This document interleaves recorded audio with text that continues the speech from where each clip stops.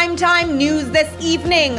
Opposition leader announces he will forgo 80% of salary increase.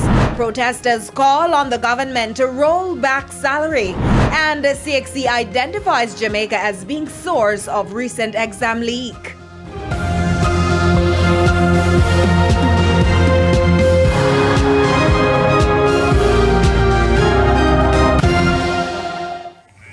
Good evening and welcome to Primetime News. We're on air and online at onespotmedia.com. I'm Herman Green. And I'm Janella Precious with a preview of what's to come in the financial week.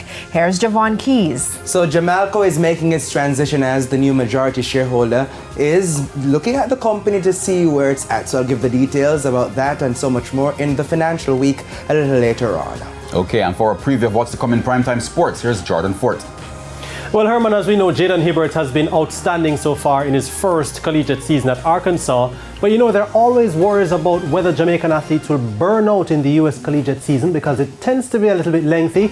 Well, his coach is saying that will not be the case. I'll tell you more in Primetime Sports Friday. All right, so I like to talk about the burning. You guys know how I feel about this heat. Romain is here with a preview of what's to come in the weather report and forecast. Romain?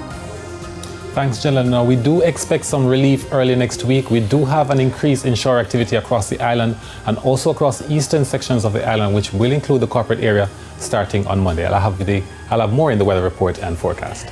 There's also sports commentary and E-Prime in this newscast. But before the break, the feedback question. Our question this evening. What's your reaction to opposition leader Mark Golding's announcement that he will only accept 20% of the increased salary to parliamentarians? You can share comments online, facebook.com/television Jamaica, and tweet us at TVJ News Center. Please stay tuned. Primetime News returns after this break.